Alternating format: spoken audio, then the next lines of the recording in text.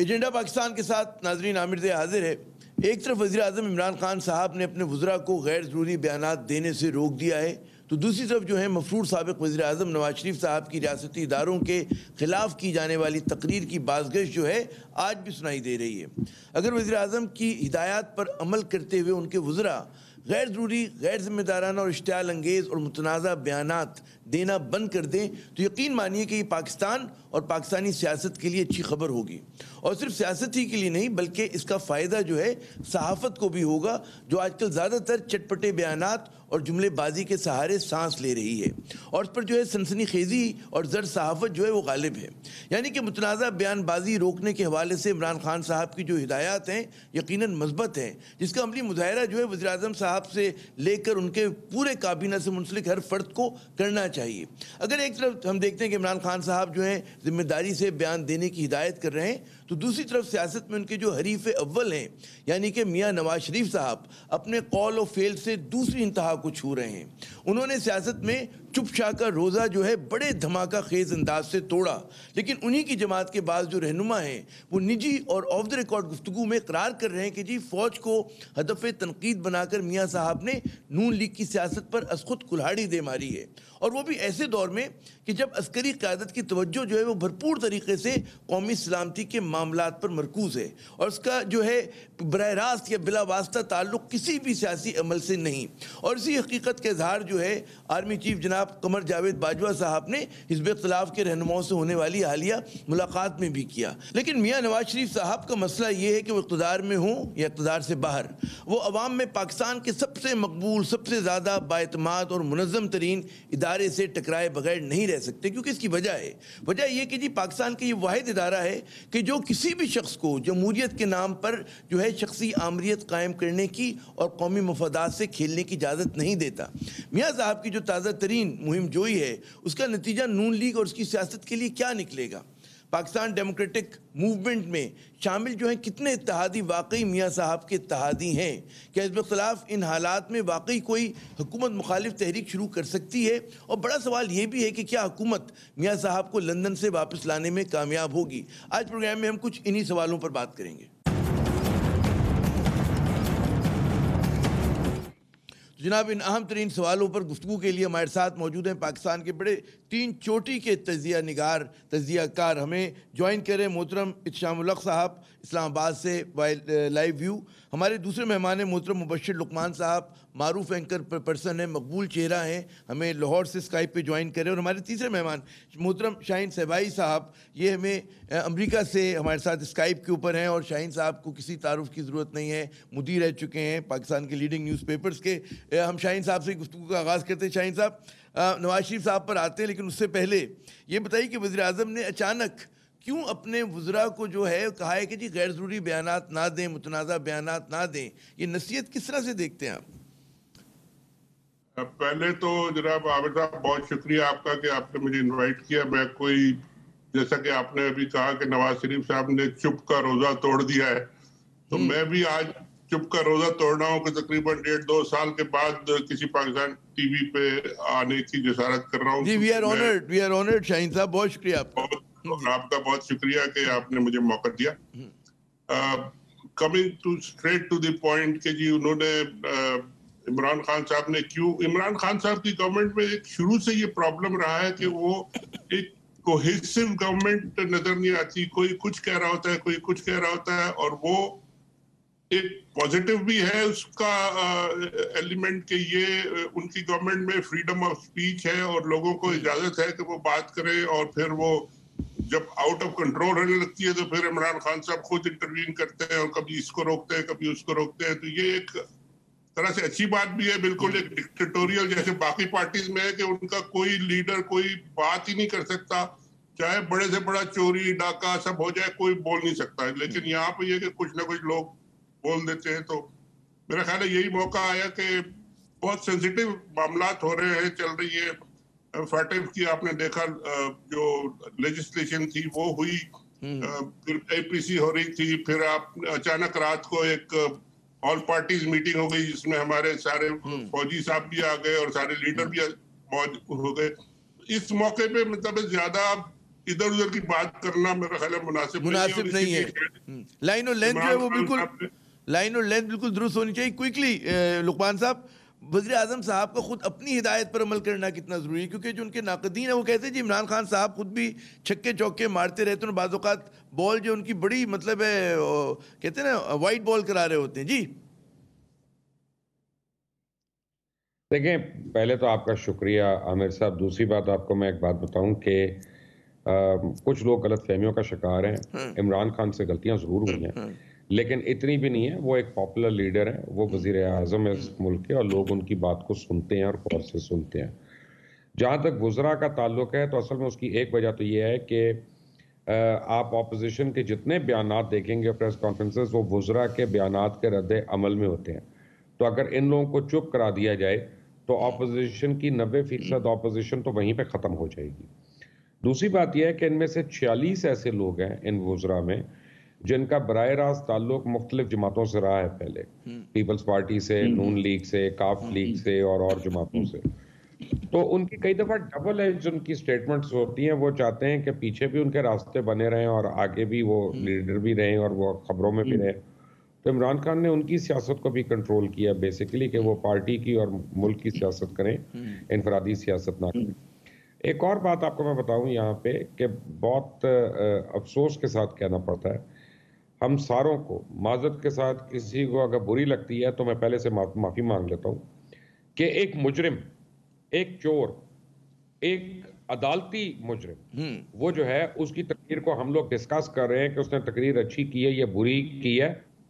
फिर Usama bin Laden को भी डिस्कस कर लेते हैं, एमन अल ज़वारी को भी डिस्कस कर लेते हैं, बाकी दहशतगर्दों को भी कर लेते हैं, चोरों को भी कर लेते हैं। जिनकी तस्वीर दिखाने पर पाबंदी है उनको भी कर लें। हाँ बिल्कुल, अंडर किया है जिन्होंने, उनको भी कर लेते हैं। फिर जो है ना, मियां नवाज शरीफ को क्यों देखे, सर्टिफाइड एक आदमी मुजरिम है। आपकी आला तरीन अदालत ने यह कहा है, मैं नहीं कह रहा हूं, कहते सिसिलियन माफिया है। Why are we giving him importance? It is beyond me. चले ये इसके ऊपर आते हैं ज़रा। मैं आखिरी जो इस कहते हैं ना इस मौजू का आखिरी सवाल मैं चाहूँगा इत्तेशाम साहब। एक तो ये मुबशिर ने कहा कि जी अगर जो है वज़रा के बयानात ना हो तो अपोजिशन की सियासत जो है खुद ब खुद मर जाएगी, 90% मर जाएगी। लेकिन अगर इस तरह के बयानात ना हों तो हमारी सहाफ़त का क्या हाल होगा? हमारी खुसूसन जो हालात हाज़रा के प्रोग्राम्स हैं करंट अफेयर्स के, उनका क्या हाल होगा अगर वाकई इस तरह की हिदायत पर अमल लोग शुरू कर देते हैं? जी इत्तेशाम साहब, on a lighter tone, in a serious mood. जी आप ये क्यों नहीं कहते आमिर के हमारी सहाफत का क्या होगा, हमारे एंकर्स का क्या होगा? वही मैंने हालात हाज़रा के प्रोग्राम्स कहा, मेरा क्या होगा है, हम सबका क्या होगा? ये हम सबका सवाल है ना, बड़ा मसला हो जाएगा।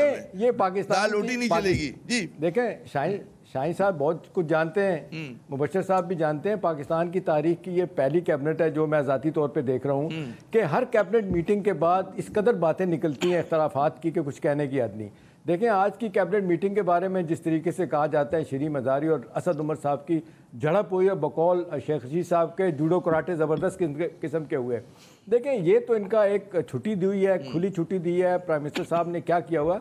लेकिन देखें, एट टाइम ये बहुत काउंटर प्रोडक्टिव होती है। आपने बहुत अच्छा काम किया, नवाज शरीफ साहब को इजाज़त दी, 54 मिनट तक जनाब लाइव उनको दिखाया गया, बोले वो। और उसके बाद जिस तरीके से वज़ारा बैक टू बैक 6 बंदे प्रेस कॉन्फ्रेंस कर रहे हैं, तो मैं मरियम औरंगज़ेब साहिबा जो PMLN की हैं, वो कहती हैं कि former prime minister Nawaz Sharif साहब की तकरीर में कुछ जान नहीं थी, तो एक गो में 10-10 आदमी बैठ के क्यों डिफेंड कर रहे हैं, क्यों उनको निकाल रहे हैं? इसका मतलब है कि बस इनका तख्त हिलने वाला है। देखें आमिर साहब, बुनियादी सवाल इस वक्त यह है जो सब जगहों पे पूछा जा रहा है कि नवाज शरीफ साहब के 54 मिनट के खिताब में वो बज़ाहिर लगता है कि बड़े ही जिसको कहते हैं ज़ीरक उन्होंने इंसान लगे हैं। और कहने वाले लोग कहते हैं कि जब वो ओपोजिशन में होते हैं, इक़्तिदार से बाहर होते हैं, तो बड़े ज़ीरक सियासतदान लगते हैं। जो ही वो इक़्तिदार में आते हैं तो इक़्तिदार में आने के बाद अपने पाँव पे कुल्हाड़े मारने शुरू कर देते हैं। और बकौल किसी के वो इसहाक डार को इकनॉमिक हिटमैन, तो इनको कहा खिताब मिला है पॉलिटिकल हिटमैन। अपने लिए जिस तरह सब कह रहे हैं कि मुश्किलात पैदा की इन्होंने, और सब लोगों को बात समझ आ रही है कि जो इस वक्त सूरत हाल बन रही है, APC हो गई, सब कुछ हो गया, उसके बाद आप देख लें जिस तरह का एलामिया आया वो लगता नहीं अपने मुतालबात मनवाने के लिए जो एक्शन प्लान दिया इतना वीक है उससे कुछ होगा। दूसरा, पीपल्स पार्टी आमिर साहब रिस्क नहीं लेगी अपनी हुकूमत छेड़ने के लिए, मुझे खता कलामी और नवाज शरीफ के आए बगैर इस मुल्क में इलेक्शन नहीं होगा। तो मरहलावार हर कहते हैं ना वो इस चीज़ की हर नुक्ते के ऊपर बात करते हैं। अगर मुझे इजाज़त दें शाहीन सबाई साहब, वो जो बात जिस तरह आपने चुपचा का रोज़ा तो आज तोड़ा, तो नवाज शरीफ साहब ने 2 रोज़ पहले तोड़ा बड़ा धमाकेदार तौर पे, क्या आपके ख्याल में जो हैं अवामिल थे, किस एतमाद के सहारे उन्होंने इतनी मजबूत किस्म की लाइन ली कि जी पाकिस्तान के जो सबसे मकबूल इदारा, सबसे मजबूत इदारा, उस पर इस तरह खुलकर तनकीद की? क्या उन्होंने बाहर बैठ के जोड़ तोड़ की, बैरून मुल्क जोड़ तोड़ की, मुल्क के अंदर जोड़ तोड़ की, कि जिसकी बिना पर वो समझते हैं कि मैं ये कर सकता हूँ, कह सकता हूँ? जी आमिर साहब, असल बात जो आपने कह दी कि एक जुमला उसमें था बाहर बैठ के, ये बाहर बैठ के ही सारा कुछ ये हो सकता है, वरना उनकी पार्टी जो पाकिस्तान में बैठी है वो तो एक कॉल पे रात को डिनर पे सब अपोजिशन वालों के साथ, और जिनको मानते हैं जिनको नहीं मानते उन सब के साथ जाके बात करने, खाना खाने और उन सब के जवाब देने, और सब हाँ हाँ करके आ जाते हैं। उनका अपनी पार्टी पे एक तरह से मुझे तो नहीं लगता कि कंट्रोल है। कोई कुछ कर रहा है, कोई कुछ कर रहा है, मरियम साहिबा कुछ कह रही है, शहबाज साहब कुछ कह रहे हैं, वो वहां बैठ के एक हार्ड लाइन दे रहे हैं। मेरे ख्याल में ऑनेस्टली स्पीकिंग, अगर आप कह सकते हैं, it is pure and simple blackmailing, pressure में डालना एस्टेब्लिशमेंट को, इन सब इदारों को, कि अगर आपने हमारी बात नहीं मानी, ये हमारे केस नहीं खत्म किए, ये नैब को नहीं छोड़ा, तो फिर हम आपके खिलाफ और बोलेंगे और भी नाम लेंगे और भी कुछ करेंगे। यानी लाइक अनदर अल्ताफ भाई इन द मेकिंग हो रहा है, और शायद हो भी गया, कुछ लोग कहते हैं। बात यही है कि वो क्योंकि बाहर बैठ गए, उनको जिन्होंने भेजा है या जिस तरह भी वो गए हैं, उसके बाद उनको ये इतना ओपन स्पेस मिल गया है कि वो इस तरह की बात कर सके। वो पाकिस्तान में बैठ के इस तरह की बात नहीं कर सकते थे। दुरुस्त। अच्छा मुबशिर, मुझे पता है आपने अहम नुकता ये उठाया कि जी हम क्यों जो है एक मफरूर मुजरिम की बात डिस्कस करें, कन्विक्टेड शख्स को इतना डिस्कस कर रहे हैं, लेकिन ज़ाहिर है कि हमारी सियासत पे असरात हैं। तो आप लाहौर में बैठे हैं और आप ज़्यादा मेरे ख्याल में पल्स पे आपका वो है, उंगलियां हैं कि क्या सूरत हाल है। असरात क्या होंगे नून लीग की सियासत पर और ख़ुद शरीफ ख़ानदान की सियासत पर, जिस तरह की तकरीर जो है नवाज शरीफ साहब ने फरमाई है? जी देखिए आमिर, पिछले आपको शो में जब कुछ अरसा पहले आपके साथ मैं था, तो मैंने आपको कहा था कि आज अगर इलेक्शन हो जाए तो नून लीग स्वीप करेगी सेंट्रल पंजाब। दुरुस्त। और ठीक है ना, लेकिन कल की स्पीच के बाद नून लीग वाले भी मानने को तैयार हो गए कि हमारा लीडर झूठा है, उसने झूठी रिपोर्टें बनाई हैं, जाली रिपोर्ट्स बनाई हैं और वो दगा करके बाहर है। बात यह है कि अब यहाँ पे स्कूल ऑफ थॉट जो मैं कल से देख रहा हूँ वो ये है कि मरता वोटर है और ये लोग करते हैं, ये ऊपर से मिल भी जाते हैं, जब दिल करता है APC कर लेते हैं, जब दिल करता है आप पारे चले जाते हैं, खाने खा के आ जाते हैं, जब दिल करता है मीठी मीठी बातें कर लेते हैं। और मियाँ साहब का ये जो उतार चढ़ाव है ना, ये महीने महीने का साइकिल होता है। और अभी आप अगले महीने देखिएगा, अभी थोड़े दिन में ना शहबाज शरीफ साहब की, जैसा अल्ताफ हुसैन कहा ना शाहीन भाई ने, तो बिल्कुल वही होगा। शहबाज शरीफ की इस पे क्लैरिफिकेशन भी आएगी कि वो उन्होंने जो कहा था हमारी इमरान खान से नहीं इमरान को लाने वालों से जंग है, तो वो असल में इमरान खान के ड्राइवर के मुतालिक बात कर रहे थे, कोई और बात नहीं वो कर रहे थे। तो ठीक है ना, अभी इस तरह बयानिया शुरू हो जाएगा। अच्छा। अब बिल्कुल मैं बात हूँ, मैं एक बात पे क्लियर हूँ कि अगर वाकई एक शख्स इस मुल्क से मोहब्बत करता है और वो आइन की पासदारी चाहता है, तो पहले अदालतों के अहकामात को सर आंखों पे रखे और उनके अहकाम माने। और क्या 30 साल की हुकूमत के बाद, 35 साल की हुकूमत के बाद एक अस्पताल नहीं था जिसमें आपका इलाज हो सकता? कोई मेंटल अस्पताल था जिसमें आपने जाना था? क्या वो यहाँ पे कम थे यार? आपके बच्चे यहाँ स्कूल में नहीं पढ़ सकते, आप यहाँ पे अस्पतालों में नहीं दाखिल हो सकते, आपके रिश्तेदार यहाँ की ट्रांसपोर्ट नहीं ले सकते, तो आपने इस मुल्क में किया क्या है? फिर आपने क्या क्या किया? मुझे ये बताएं। और अब पाकिस्तानी अवाम को देखें, मैं आपको एक बात बताऊं, दो मुख्तलिफ बातें हो रही हैं यहाँ पे। लोग इमरान खान और PTI की गवर्नेंस को जरूर क्वेश्चन कर रहे हैं, लोग उस्मान बुज़दार को और महमूद खान की चॉइस अपॉइंटमेंट्स को जरूर कंटेस्ट कर रहे हैं, लोग वफाकी और सूबाई काबीनाओं में शामिल कुछ अफराद के ऊपर सवालिया निशान जरूर उठा रहे हैं, लेकिन वही लोग नवाज शरीफ और आसिफ जरदारी को नहीं कबूल करने को तैयार। इस गलत फहमी का शिकार मत रहे आप कि अगर मैं कहता हूं कि यानी भुट्टो ने फला गलत काम किया तो मैं जियाउल हक का सपोर्टर नहीं बन गया उस बात के बाद। मैं भुट्टो के काम तो ये बात बड़ा आम नुक्ता आपने बताया कि वाकई ये बहुत सारे वोटर्स में मेरे ख्याल में मेजॉरिटी जो है पाकिस्तानियों की अक्सरियत वो इसी तरह से सोचती जिस तरह आप फरमा रहे हैं। इत्शाम साहब, क्या फ़नी खराबी है कि हर मरतबा जो नवाज शरीफ साहब इक़्तिदार में हों, इक़्तिदार से बाहर हों, वो जो है जी जी इसका जवाब एक जुमले में मैं दे दूं। मियां साहब का एक प्रॉब्लम है, अगर आप किसी तरह हसन नवाज को भी आर्मी चीफ बनवा देना 6 महीने में वो उससे भी लड़ पड़ेंगे, वो नहीं रह सकते बगैर लड़े। अच्छा चले, ये तो बड़ा इन्होंने मार्कतुलारा किस्म का जुमला कहते हैं अता कर दिया मुबशिर साहब ने। आप क्या देखती हैं, फनी खराबी है क्या कि इक़्तिदार में इक़्तिदार से बाहर जनाब लड़ना ज़रूर है, वो मतलब है सींग ज़रूर फंसाने झाड़ियों में। जी शाम साहब देखें, आमिर साहब 2 साल में जिस तरीके से खामोशी इख्तियार की थी, उन्होंने अपना मंत्रा छोड़ा था मुझे क्यों निकाला, उसके बाद बिल्कुल खामोश हो गए और फिर एकदम से बोलना शुरू किया। देखिए मैं आपको बताऊं, आज से इनकी तकरीर से पहले तक PMLN के अंदर कहा जाता था कि 2 धड़े हैं और बड़ा वाज़े तौर पे एक मज़ामत वाले जिसको नवाज शरीफ साहब और बेटी स्पेयरहेड करते हैं मरियम साहिबा, और दूसरे मफामत वाले शहबाज शरीफ साहब। अब इनकी परसों की तकरीर के बाद एक और धड़ा निकला है जिसको कहते हैं मसलियत पसंद। वो मैं उन मसलियत पसंदों से मेरा कुछ रब्ता हुआ तो वो बड़े शदीद परेशान है।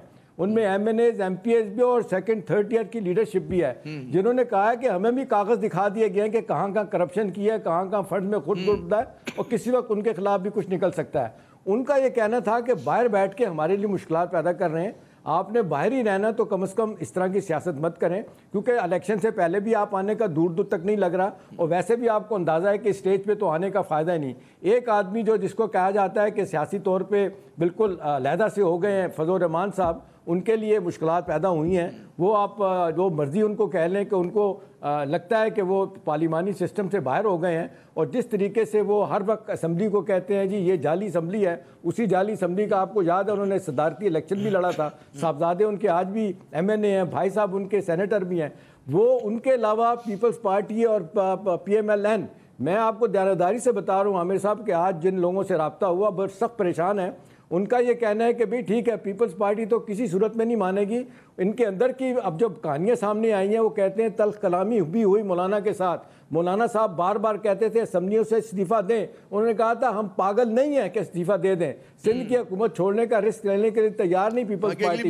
यहाँ पे PMLN के लोग कहते हैं कि जी नवाज शरीफ के बगैर इलेक्शन होगा, हमें कोई भी नहीं वो भी ना मिले और कैसे जी सकते हैं। देखें ये जो शाहीन साहब ने बात की थी ना, ये नुक्ता समझने वाला है कि इस स्टेज पे जबकि 16 तारीख को आर्मी की क़यादत से मुलाकात होती है बुध वाले दिन, उसके बाद से आमतौर पे कहा जा रहा था कि इनका रवैया कोई नरमी की तरफ जाएगा, कोई बेटर सेंस प्रिवेल करेगी। उसके बाद से ही आप देख लें उन्होंने नवाज शरीफ साहब ने किसी अदारे को नहीं छोड़ा। आप देख लें अदलिया के बारे में, नैब के बारे में, इलेक्शन कमीशन के बारे में, हुकूमत के बारे में, सबके बारे में। नवाज शरीफ साहब को वो मुलाकात पसंद नहीं आई, या तो ये हुआ इस पे उनकी नाराजगी है, बरहम इस बात पे कि क्यों आर्मी पसंद नहीं आई।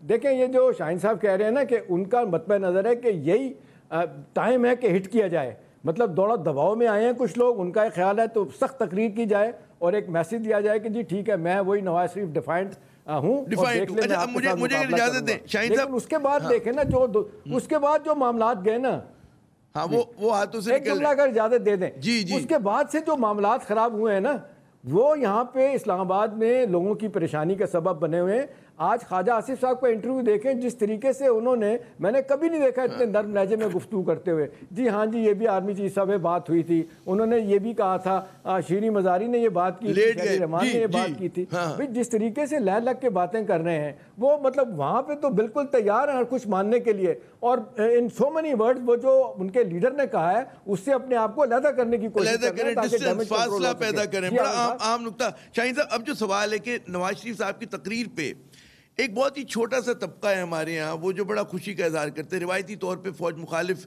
तबका है, वो कुछ आप उसको मगरब ज़्यादा लिबरल कह सकते हैं, मुट्ठी भर अनासिर हैं जिनका ज़ाहिर एक बुलबुले में रहते हैं, वो लोग बहुत ज़्यादा इस पर खुशी के शादियाने बचा रहे हैं, कह रहे बड़ी तारीखी तकरीर है। अगर उनकी ट्वीट्स आप देखें, सोशल मीडिया पे देखें।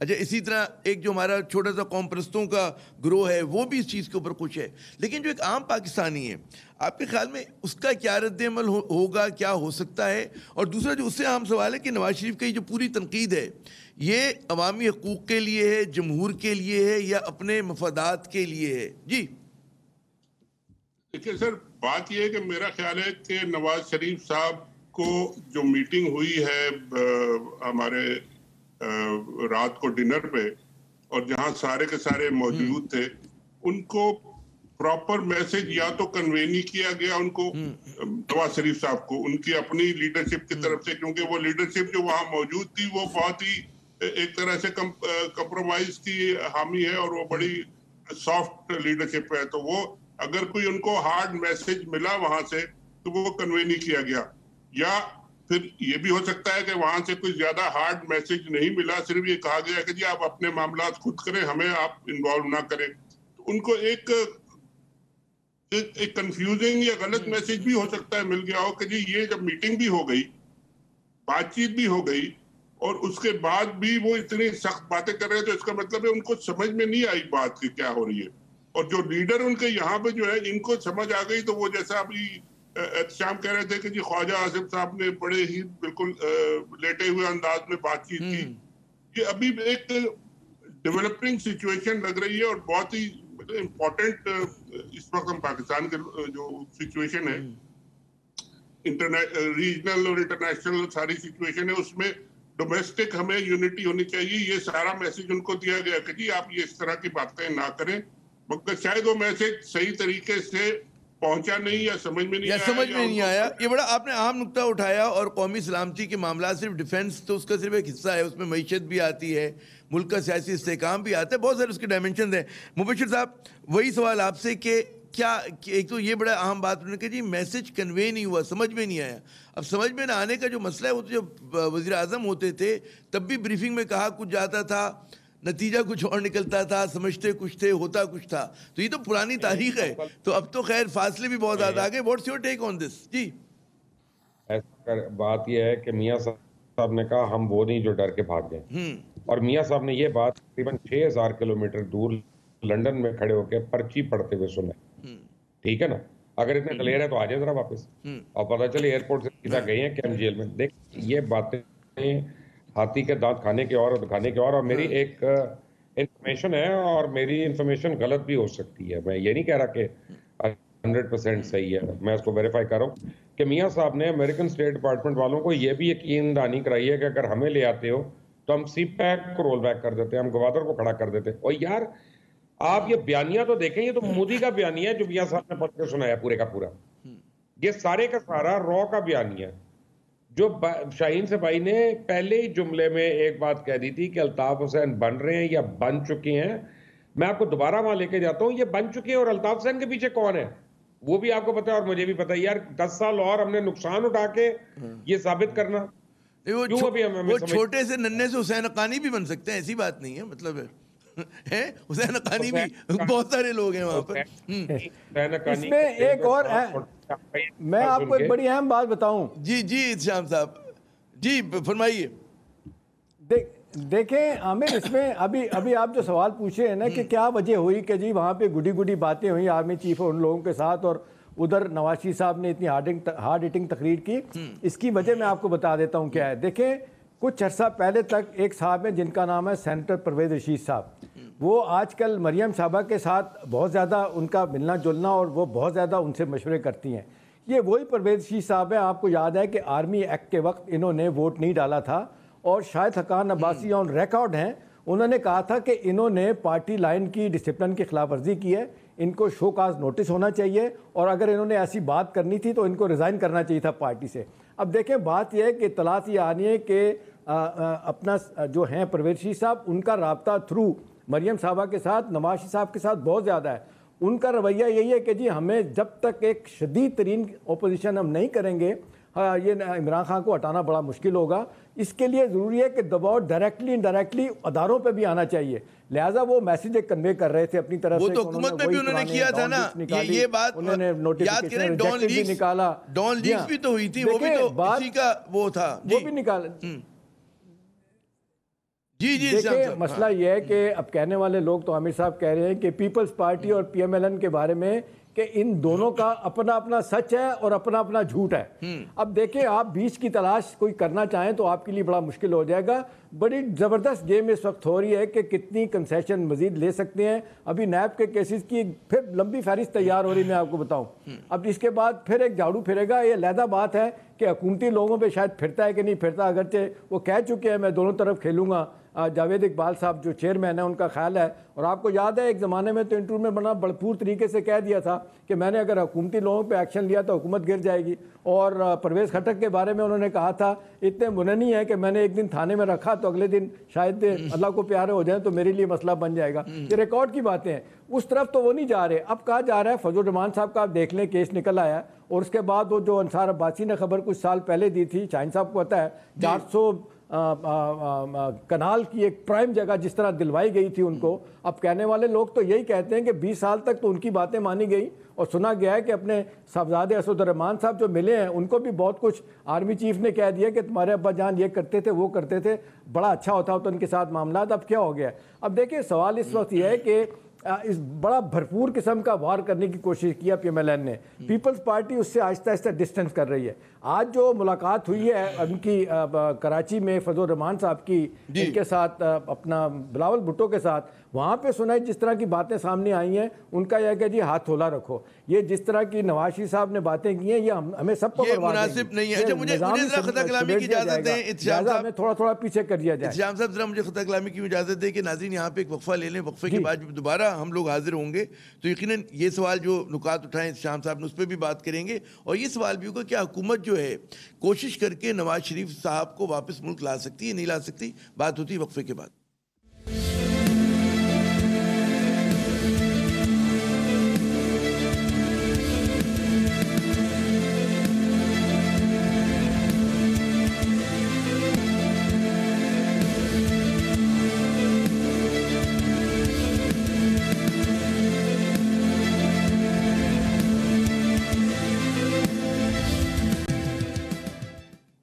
प्रोग्राम में नाज़रीन एक मरतबा फिर खुश आमदेद।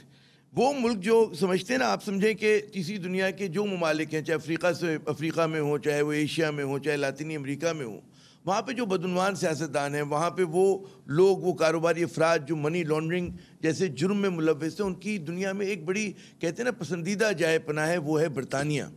और हर साल जो है वो बिलियंस ऑफ डॉलर्स जो हैं वो इधर से उधर हो जाते हैं। बरतानिया में जो कवानीन हैं उसमें उन लोगों का जो वहाँ पर सियासी पनाह लेते हैं उनका काफ़ी जो है कहते हैं उनको सेफ्टी नेट प्रोवाइड किया जाता है। जो वहाँ के माहिर कानून हैं उन्हें पता होता है कि किस तरह से उन लोगों को जो बैरून मुल्क से दौलत लेकर आ रहे हैं उनको किस तरह से बचाया जाए, और जो उनका सिस्टम है उस बात की इजाज़त नहीं देता है कि ना ही उस दौलत को मुंतकिल होने दिया जाए उन ममालिक तक कि जहाँ से वो आई है, और ना ही उन मुजरिमों को या मुलजिमों को।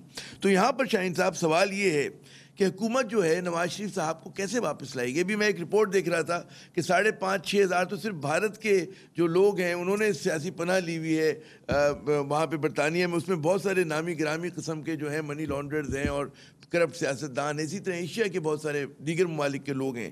तो कैसे लाएंगे वापस ये जो हुकूमत ने ख्वाहिश का इजहार किया है? जी देखिए, ये एक पॉलिटिकल पोजीशन तो है कि उनको वापस लाया जाए। अदालतें भी कह रही हैं कि जी आप गवर्नमेंट बताएगी कैसे वापस लाएगी। गवर्नमेंट भी कह रही है कि जी हम वापस लाना चाहते हैं, रेड वारंट इशू करेंगे, इंटरपोल को इन्वॉल्व करेंगे, ये करेंगे वो करेंगे, लेकिन अल्टीमेटली बॉटम लाइन ये है कि वो वापस नहीं ला सकते। आज तक किसी इतने हाई प्रोफाइल बंदे को बड़ी मुश्किल से, आपको एक एग्जांपल मिलेगा शायद चिली के वो जो अयांडे थे उनको शायद भेजा गया था वापस, वो भी शायद अमेरिका से भेजा गया था शायद जी, या ब्रिटेन से। तो ये बहुत मुश्किल काम है, और ये इनके लिए पॉलिटिकल पोजीशन ठीक है कि जी हम लाएंगे, कोशिश कर रहे हैं, हम ये भी कर रहे हैं वो भी कर रहे हैं, लेकिन लाना बहुत मुश्किल है। और ये उनको भी पता है कि जी यहाँ से हमें, जैसा आपने कहा कि जी बिलियंस ऑफ डॉलर्स की मनी लॉन्ड्रिंग होती है या पैसे लोगों ने रखे हुए हैं लंदन में, और इन्हीं लोगों के रखे हुए हैं सर। और ये उनको भी पता है कि ये नाजायज तरीके से, चोरी से, किकबैक से कमाए हुए पैसे रखे हुए हैं, और वो कभी भी उनको ना पैसे ले जाने देंगे और ना उनको भेजेंगे, ताकि आइंदा। अब देखिए बहुत सारे मुल्क इन्हीं चीजों पे चलते हैं सर। हमारे गल्फ के कई मुल्क हैं वो भी इसी चीज पे चलते हैं कि लोग अपना पैसा ला के बिलियंस रख देते हैं और मुल्क चलता रहता है और वहां से फिर कोई निकाल नहीं सकता उनको और ना पैसा को ला सकता है। तो ये मेरा ख्याल है कहने में कोई हर्ज नहीं है, लेकिन ये कि दिल के बहलाने को गालिब ये ख्याल अच्छा है, बहलाने को बिल्कुल गालिब ये ख्याल अच्छा है, और हम सब के लिए भी ये ख्याल अच्छा है कि यहाँ ठीक है आ जाएंगे कभी इंशाल्लाह वो वापस आएंगे और जनाब इंतसाब होगा। जब तक उनको पता ना हो कि यहाँ उनके भाई या बेटी या दूसरे तीसरे जो है ना वो कदमों में गिर के और माफी शाफी हो गई है और उनको कहा गया है कि आ जाए, उस वक्त तक वो खुद भी नहीं आएंगे। श्योरिटी जब अच्छा मुबशिर साहब ये जो बरतानवी मईशत है उसमें बहुत बड़ा सहारा देती है जो जिस किस्म की एक शेडी मनी होती है, तो FATF का सारा जो जोर है वो तो पाकिस्तान मजलूम पाकिस्तान पर होता है। तो ये जो शाहीन साहब जिस तनाजुर में बात करें कि इतना मुश्किल है, कोई हरबा हो सकता है, कोई मशवरा देंगे हुकूमत को कि भाई ये तरकीब है इनको वापस लाने की? जी एक तरकीब है जी सर। जी मैं कहूँ आपका ज़रख़े ज़हन कोई ना कोई अच्छी तरकीब बता देगा। जी पासपोर्ट कैंसिल कर दें और ID कार्ड कैंसिल कर दें फौरी तौर पे 24 घंटे में, उनके पास टाइम भी नहीं होगा वहाँ पे रेजिडेंसी के लिए अप्लाई करने के लिए, ठीक है। And he will be an illegal citizen over there, और साथ कोर्ट का वारंट दें। उसके बाद जो मुल्क उनको पनाह देगा वो मुल्क। जी शाहीन साहब मैं आ रहा हूँ। पॉलिटिकल असाइलम मिल जाएगा फौरन ही, फिर क्या करेंगे अब बताइए? हाँ, सियासी पनाह मिल गई तो क्या होगा? ID कार्ड कैंसिल होगा, सारी जायदादें यहाँ पे भी जाएंगी, हर जगह जाएंगी और उनको बड़े मसाइल होंगे। फिर आना भी तो पड़ना ना, आज नहीं तो 5 साल के बाद फिर कैसे आएंगे, फिर किस तरह बनाएंगे? देखें हम प्रॉब्लम यह है कि एक्सेप्टेबिलिटी का रास्ता छोड़ देते हैं अगले के लिए, वो ना छोड़ें। अब उसको घर तक पहुंचाएं, उसके वो रहना चाहता है वहां पे, रखे उसको वहां पे, लेकिन क्या जिंदगी है आमिर ज़िया, मैंने नहीं देखा उनको। वो बाहर निकलते हैं लोग गालियां देते हैं, कॉफी शॉप जाते हैं लोग बुरा भला कहते हैं, हैरिट्स के वो उस पर जाते हैं लोग उनको असल बातें करते हैं। क्या जिंदगी है यार ये, अल्लाह रहम करे। इसकी कमाई की थी कि इतनी दौलत कमाई, और वाकई ये तो हुआ है कि वहाँ पे पाकिस्तानियों की तादाद इतनी बड़ी तादाद में है। और हाँ क्या मैं आपको एक बात बताऊं, आपको एक छोटा सा बात, मुझे चले आपसे एक सवाल करने की इजाजत है? सर मुझे कहाँ, मैं आप लोगों की मौजूदगी में मैं क्या जवाब दूंगा, लेकिन चलिए पूछिए। आपके ख्याल में कितने बिलियन डॉलर होंगे मियां साहब? बस एक मुताद अंदाजा बता दें। मैं क्योंकि इत्शाम साहब का शागिर्द रहा हूं और शाहीन साहब का भी, तो उन्होंने मना किया कि कैसराई मत कीजिएगा। या तो आप कहते हैं बिल्कुल मुस्तनद बात करें वरना खामोश रहें।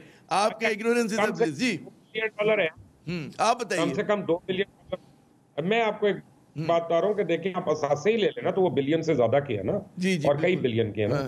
अब आपको एक तो अगर मियां साहब जिंदगी में कोई पैसा ना कमाएं और किसी अकाउंट पे सूद ना लें और रोजाना $10,000 खर्च कर दे अपनी जात के ऊपर, तब भी उनको 270 साल चाहिए $1 बिलियन खर्च करने के लिए। यार ये तो देख लो तुम्हें अल्लाह ने क्या कुछ दे दिया, क्या आपने हिसाब क्या कम क्या हिसाब निकाला? तुम खर्च करने के लिए तुम आओगे वापस वही नीले रंग का शलवार कमीज और काली वेस्ट कोट पहन के। यार ये कुछ जिंदगी है? ये भी कोई जिंदगी है? हर जरदारी साहब वही मूंग की दाल पिंडी खाते हैं। यार ये कुछ जिंदगी है?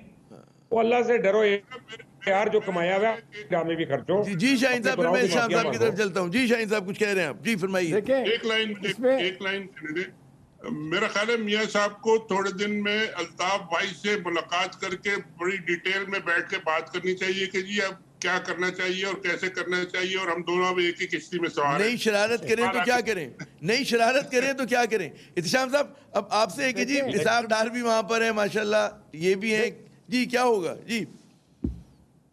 जी इत्शाम साहब देखें, अभी जो बात हो रही थी कि वो £500,000 जो है ना उनके घर के और उनके ऑफिस से अल्ताफ हुसैन के मिले थे, और वो साबित हो गया था कि ये मनी लॉन्ड्रिंग और इधर से पैसा आया हुआ है। आप देख लें MI6 ने क्या किया था कि मैंने जो डोनेशन सफ़ेद कागज़ पे दी थी लिख के, उन्होंने उसका एक्सेप्ट कर लिया था, उन्होंने उस केस ही ख़त्म कर दिया। देखें इसहाक डार साहब आ सके हैं, अली डार जो हैं वो आ सके हैं, सलमान शहबाज जो हैं वो आ चुके हैं, नवाज शरीफ साहब के दोनों साहबजादे जो है ना वो मखलूक करार दिए गए, उनको लाया गया है। अभी आप बात कर रहे थे, एग्जैक्टली 5,000 फ्यूजिटिव हैं हिंदुस्तान के। एक आदमी सिर्फ आया है 2016 में हिंदुस्तान के साथ एक्स्ट्रेडिशन ट्रीटी साइन की थी मुजरमों के तबादले की हिंदुस्तान और बरतानिया में, एक आदमी नहीं आया। आमिर साहब इस वक्त एज वी स्पीक 60% से ज़्यादा बरतानिया की इकॉनमी ब्लैक इकॉनमी है। ट्रिलियन ऑफ डॉलर केमन आइलैंड में और वर्जिन आइलैंड में पड़े हुए हैं। वो किसी सूरत में भी इस तरह का पैसा, और माजरत के साथ दूसरा रेप्लिका बन रहा है वो यूएई बन रहा है। अब वहाँ से इशारे सब लोगों को मिल रहे हैं हमारे सृजन के, कभी जितना पैसा ले आओ कोई नहीं पूछेगा, क्योंकि वहाँ तेल खत्म हो रहा है। यूएई में तो, दुबई में तो है ही नहीं है, वहाँ तो सर्विस इंडस्ट्री खत्म हो रही है।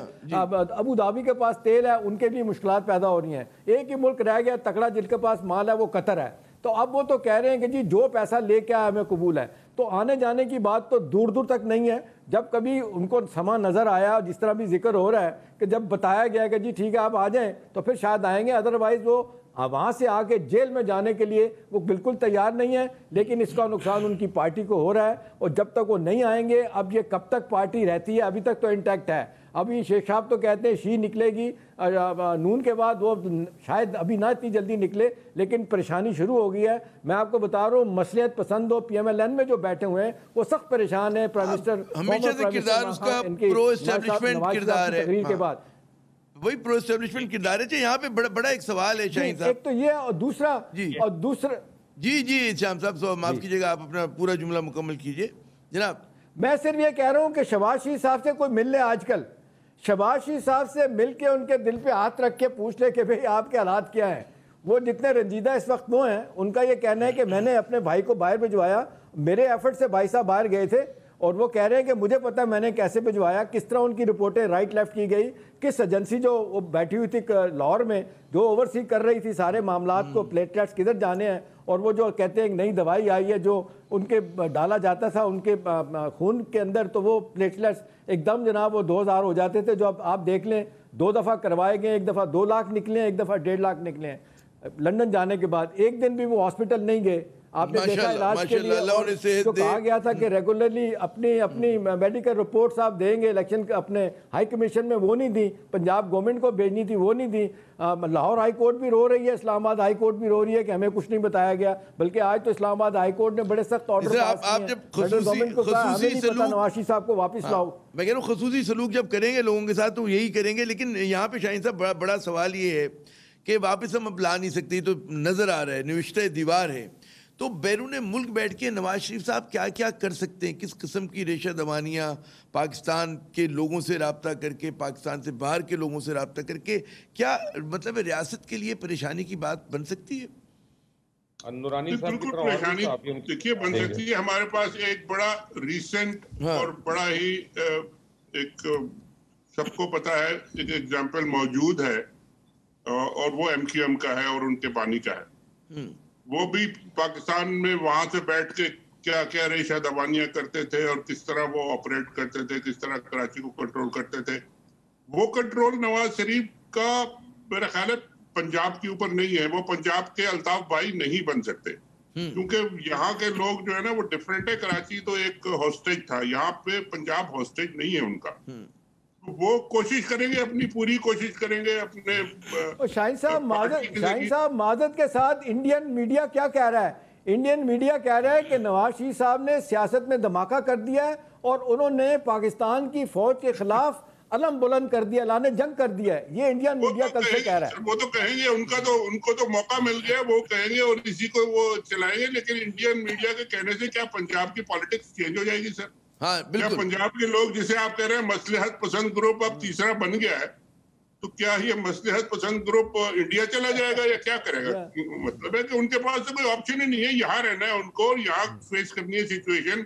उनके ऊपर केसेस बन रहे हैं, मनी लॉन्ड्रिंग के, चोरी के, लूट मार के केसेस बन रहे हैं जिन्हें फेस करना है उनको। वो क्या नवाज शरीफ साहब की हार्डलाइन को लेंगे? उनकी बेटी यहाँ बैठी है, वो जितना कोशिश कर लें। उनको एक लिवरेज भी है कि चलो खातून है, उनको थोड़ा कंसेशन मिलना चाहिए। लेकिन ये कि वो अल्ताफ भाई नहीं बन सकते और वो यहाँ होस्टेज नहीं रख सकते पंजाब की सियासत को। ये बॉटम लाइन है, ये बॉटम लाइन। अच्छा, अब जो मुबश्शिर साहब आप इस पे भी कुछ मुझे पता है इजाफा करना चाहेंगे, लेकिन मेरा भी सवाल सुन लें कि नवाज शरीफ साहब की तकरीर जो थी वो क्या शहबाज साहब के लिए गैर मुतवक्को थी, या ये दोनों जो भाई हैं एक ही सिक्के के दो मुख्तलिफ रुख हैं? क्या किस तरह से देखते हैं उसको? दोनों चीजें हैं जी इसमें। पहली बात तो ये है कि एक ही सिक्के के दो रुख हैं, लेकिन मेरा ख्याल है कि ये तकरीर गैर मुतवक्के नहीं थी शहबाज शरीफ के लिए। उनको पता था, वो गुड कॉप बैड कॉप बड़ी देर से खेल रहे हैं। और मैं तो देख रहा हूँ कि अनकरीब आने वाले दिनों में सबसे पहले शहबाज शरीफ साहब भी गिरफ्तार होंगे और नैब उनके गले तक पहुंच चुकी है। और उनके बेटे के लिए भी मुश्किलें शुरू हो गई। और इसमें सबसे बड़ा रोल उनकी अपनी भतीजी का है। उनकी भतीजी जो है ना, अपनी सियासत के लिए किसी को कहीं पे भी भिजवा सकती है अपने खानदान के, और मैं यानी इस पे कन्विंस्ड हूँ। देखिए, प्रॉब्लम ये नहीं है, प्रॉब्लम ये है कि पाकिस्तान को जो दरपेश इस वक्त मसाइल हैं, क्या उन मसाइल का इस एपीसी में जिक्र हुआ? क्या फाटफ का जिक्र हुआ? क्या बॉर्डर टेंशन का जिक्र हुआ? क्या अफगान मफावती अमल का जिक्र हुआ? क्या इसमें CPEC का जिक्र हुआ? क्या इसमें जो इमर्जिंग ब्लॉक्स हैं चाइना और अमेरिका के, उनके अंदर बात पे जिक्र हुआ? क्या इसमें जिक्र हुआ कि हमारे जो रिसोर्सेज हैं हमने उनको किस तरह टैप करना है? क्या इसमें गरीब की गुर्बत का जिक्र हुआ, उसकी बेचारगी का, बेसहारा का उसका जिक्र हुआ? क्या बिजली के ऊपर, गैस के ऊपर, चीनी के ऊपर, आटे के ऊपर, इनमें से किसी चीज पे जिक्र हुआ? नहीं। ये 1 पॉइंट एपीसी थी, और वो थी हमें नैब से बचा दो, बस वरना हम कुछ कर देंगे। आमिर साहब, एक लाइन मुझे ऐड कर लेने अगर। जी शाहीन साहब फरमाइए। देखिए, इस वक्त तो अपोजिशन सारी की सारी इकट्ठी हमें नजर आ रही है, और वो सिर्फ एक पॉइंट पे, जैसा अभी मुबशिर साहब कह रहे थे कि जी बस हमारी चोरी को माफ कर दो, हमें छोड़ दो। इस वक्त इश्यू सबसे बड़ा ये है कि गवर्नमेंट जो है इमरान खान साहब की, वो क्या करती है। उन्होंने अपना एक्ट, जिसे कहते हैं कि गेट योर एक्ट टुगेदर, और उन्होंने लोगों को डिलीवर करना है, उन्होंने प्रोजेक्ट्स देने हैं, उन्होंने आगे लोगों को गाइड करना है, उनको होप देनी है, जो होप ऑलरेडी लोगों के पास थी, अब वो पता नहीं कितनी रह गई है या होगी अभी भी बहुत। लेकिन ये लोग ऑल्टरनेटिव नहीं है, इमरान खान ने आगे इनको चलाना है। और बहुत सारे प्रोजेक्ट हैं, मैं सिर्फ एक प्रोजेक्ट का नाम ले लेता हूं जो कि अब अपने साइज और वॉल्यूम में डबल से भी ज्यादा हो गया। वो ये अभी कोशिश भी कर रहे हैं, रेकोडिक का। जी पहले वो $250 बिलियन का था, अब वो $500 बिलियन डॉलर। इसको लेके आए, उसमें कैश इन करें, इसमें इकोनॉमी को फायदा हो, कुछ लोग आए इसमें काम करें, लोगों को फायदा हो। अल्टीमेटली ये जो इनके पास एक ही प्याज की कीमत बढ़, बिल्कुल उसमें आपके भी एफर्ट्स हैं। हाँ, वो तो एक तारीख है। चलें अभी मत छेड़े उस बात को। मैं आपकी तरफ आ रहा हूँ श्याम साहब, आप जो बात कहना चाहते हैं वो भी कहें। मुझे ये भी बताइए कि एक तो ये बात हुई कि जी भाई जो हैं वो एक ही सिक्के के दो रुख हैं बकौल मुबशिर साहब के, लेकिन क्या नून लीग जो है, इस पर जरा सी बात हम पहले कर चुके, क्या इस बयानिए पर आपको नजर आती है कि मुत्तहिद रहेगी? किस किस्म के डिफेक्शन आपने भी तस्करा किया हो सकते हैं, कितने बड़े पैमाने पर हो सकते हैं, क्या लग रहा है आपको? देखिए आमिर साहब, एक सीनियर सहाफ़ी का कोट है, उन्होंने कहा कि मेरी मुलाकात नवाशी साहब से एक दफ़ा हुई थी और मैंने उनको यही जुमला कहा कि जी आपके बारे में और शबाशी साहब के बारे में कहा जाता है कि गुड कॉप बैड कॉप अब खेलते हैं। तो नवाशी साहब ने कहा कि इसमें हर्ज वाली कौन सी बात है, ठीक है भाई। देखिए, एक तरफ तो ये भी बात हो रही है, लेकिन दूसरी तरफ जिस तरफ ये मुबशिर इशारा करना है ना, अब शबाशी साहब के लिए बड़ा मुश्किल मरहला आ गया है। वो क्योंकि मनी लॉन्ड्रिंग की जिस तरीके से बेताशा चीज़ें सामने आ गई हैं, बेशुमार लोग आ गए। अभी कल ही की खबर है, एक ड्राइवर के पास से $2 लाख और पता नहीं फलाने के पास 10 करोड़, उसके पास 15 करोड़, अपने करीबी लोगों के पास जो पैसा उनका निकला, जो गाड़ियां और पता नहीं क्या क्या, उसमें कहा जा रहा है कि सारे मामला जो है ना वो फंस के रह गए हैं, वहाँ उनके लिए निकलना मुश्किल हो गया है। इसीलिए कहा जा रहा था कि ये जो मुलाकात आर्मी चीफ से हुई थी, उसमें कहा गया था कि शायद शहबाज साहब से अकेले मुलाकात होती तो मामला कुछ और होते, लेकिन वहाँ पे एहसन इकबाल भी थे, आपको पता है, और ख्वाजा आसिफ भी थे और कुछ और लोग भी थे। कहने वाले लोग कहते हैं कि भी वो वक्त अभी दो कहते हैं नहीं ख़त्म हो गया कि जी वो जनरल कियानी को मिला करते थे। आपको याद है शहबाज साहब और अपने इस्लाम पे पिंडी वाले चौधरी निसार साहब, वो कहते हैं कि ये मामला चलता रहता है। अब देखें 4 दिन के बाद खबर ब्रेक की है कि जी उनकी मुलाकातें हुई हैं। बहुत सारे लोग कहते हैं आपको क्या पता है कि एजेंसियों के हेड से कौन किस वक्त मिल रहा होता है, रातों को आज भी मुलाकातें होती हैं। तो ये सीन हमारे यहाँ चलता रहेगा जब तक कि ये खुद दावत देते हैं, ये खुद पॉलिटिकल स्पेस देते हैं, पॉलिटिकल लोग जो है जिस तरीके से अभी 20 जिम्मेदारी इनकी होती है, जिम्मेदारी इनकी होती है, बिल्कुल। अच्छा, वक्त कम है हमारे पास, मेरे पास दो चार अहम सवाल है। मुझे अगर मुबशिर साहब की तरफ जाने दें। मुबशिर साहब, नून लीग के तो समझ में आ गया, जो ये पाकिस्तान डेमोक्रेटिक मूवमेंट बनी है, ये कितनी मुत्तहिद है, ये किस हद तक जाएगी, कहाँ तक ये नवाज शरीफ के बयानिए पे कायम रहेगी? जी, इस पे 2 बातें हैं, मैं आपको एक बात कहूँ, एक आप समझे तारीखी बात है और एक दूसरी है जो शायद किसी को अच्छी ना लगे। पहली बात तो यह है कि नवाबजादा नसरुल्लाह खान साहब जो थे, अल्लाह उनको जन्नत दे और दर्जात भी बुलंद करे, वो जब अलायंस बनाते थे कोई, तो वो चलता था, इसलिए चलता था कि नवाबजादा साहब खुद जो थे ना वो प्राइम मिनिस्टर के कैंडिडेट नहीं होते थे। अब ये जो एपीसी है इसमें हर जमात में एक पीएम का कैंडिडेट है, तो ये बल्कि कितनी देर नून एक लीग में तो दूसरे के दो साथ तीन चल है, सकते हैं, तीन है। क्योंकि मैं कह रहा हूँ नून लीग में तो तीन है इस वक्त शायद। लेकिन इस एपीसी में अगर कोई पॉजिटिव चीज हुई है, और मियां साहब की तकरीर के बाद तो मैं कन्विंस्ड हूँ इस बात पे, इन्होंने सारे का सारा मार्जिन जो है वो बिलावल भुट्टो जरदारी को दे दिया। उसके कहने पे, उसकी रिक्वेस्ट पे ये एपीसी कॉल की गई, तो बिलावल का स्टैचर जो है वो बढ़ गया कि उसमें हर जमात आई। मियां साहब ने जिस तरह की तकरीर की है, इन्होंने हर एक को वॉचफुल कर दिया और अपना हर मुमकिन मुश्किल के लिए अब इनको और इनकी जमात को तैयार होना चाहिए। और बिलावल के लिए बड़ा मौका है कि वो वंस फॉर ऑल पंजाब में आके बैठे और आके री करें कि पहले जो पीटीआई और पीएमएलएन को स्पेस पीपल्स पार्टी ने खुलेआम 10 साल में दी हुई थी, उसमें से कुछ ना कुछ फीसद हिस्सा रिक्लेम करें। देखिए एक बात जरूर है, बिलावल को मैं साहब मैं आपको बताऊं, आज इस्लामाबाद में ये बातें हो रही हैं, पीपल्स पार्टी और पीएमएलएन के लोग कह रहे हैं कि हमने मौलाना फजल रहमान की सियासी बका की जंग नहीं लड़नी, हमने मौलाना की सियासी तन्हाई दूर करने के लिए अपने आप को नहीं मरवाना। मैं बता रहा हूं आपके लोग इस तरह सोच रहे हैं नवाज साहब की तकरीर के बाद। लोग टेरराइज हैं, लोगों को पता नहीं है कि कल क्या होने जा रहा है, कल क्या होने जा रहा है। अच्छा मुझे अगर इजाजत जी मेरी बात भी पूरी होने दें। जी जी बड़ी मेहरबानी जी। बात यह है तो शाम साहब, पीपल्स पार्टी वाले तो जायज कहेंगे, पीएमएलएन वाले ये शायद नहीं कह सकते। वो मौलाना की एजिटेशन के बगैर वो रिजल्ट नहीं हासिल कर सकते जो उनको चाहिए। पीपल्स पार्टी का प्रॉब्लम यह है कि मौलाना की जमात सिंध के अंदर सेकंड लार्जेस्ट वोट गेटर रही है पिछले इलेक्शन में, और अगर पीपल्स पार्टी अपनी कारकर्दगी की वजह से माइनस होती है तो उनको रिप्लेस जो है मौलाना की जमात ने करना है, तो वो खुलकर भी नहीं उनको सपोर्ट कर सकते। इसलिए मैं कह रहा हूं इस एपीसी का फ्यूचर मुझे बड़ा मखदूश बड़ा ब्लीक हर एक मखदूश है।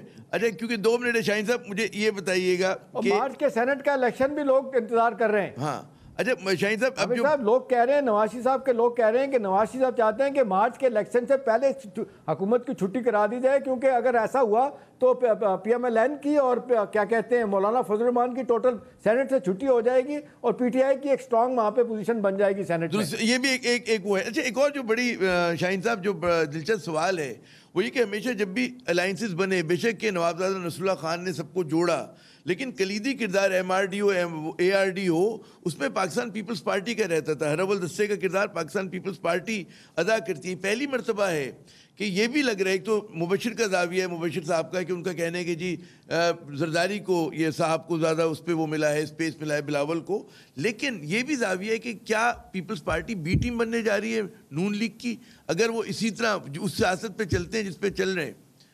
ये अंदेशा होगा पीपल्स पार्टी के लोगों को कि अगर उन्होंने इस वक्त अपने आप को डिस्टेंस नहीं किया तो हम बी टीम बन जाएंगे नून लीग की, एज ए जूनियर पार्टनर होंगे पहली बार। देखिए एआरडी और एमआरडी का तो मतलब था रेस्टोरेशन ऑफ डेमोक्रेसी दोनों में जी। यहाँ पे रेस्टोरेशन ऑफ डेमोक्रेसी का तो कोई इश्यू है नहीं। हाँ। और डेमोक्रेसी तो है, बाकी रह गया कद। बिलावल साहब का कद आप कह रहे हैं थोड़ा सा बढ़ गया, मेरा ख्याल है वो कद अभी बहुत सारा बढ़ना है, क्योंकि उनके पास एक इतना बड़ा बैगेज जो है उनके वालिद साहब का, जरदारी साहब का, वो बेनजीर अपनी वालदा का जो गुड पॉइंट्स है वो कैश नहीं कर सकते जब तक कि वो बैगेज अपना उतारे नहीं जरदारी साहब का। तो वो उनको एक बहुत बड़ी मसले हैं दाखिली मसले। जो बड़ी दिलचस्प गुफ्तगू हो रही थी, लेकिन मुझे कहा जा रहा है कि जी वाइंड अप करें शाहीन साहब, इस्लामुल हक साहब और जनाब मुबशिर लुकमान साहब, बहुत शुक्रिया आपने साथ दिया। यकीनन नाज़रीन, मुल्क में जमहूरियत है और जमहूरियत चलती रहनी चाहिए, पनपनी चाहिए, हर हुकूमत जो अपनी मुद्दत पूरी करे, लेकिन साथ साथ ये भी जमहूरी जमातों का, पोलिटिकल पार्टीज़ की जिम्मेदारी है कि कम अज़ कम जो कौमी सलामती के इदारे हैं उन्हें मुतनाज़ा ना बनाएं, क्योंकि अगर उनको आप मुतनाज़ा बनाते हैं तो आप अपनी कौमी सलामती को जो है वो नुकसान पहुँचा रहे होते हैं। आमिर ज़िया को अगले प्रोग्राम तक इजाज़त दीजिएगा। खुदा हाफिज़।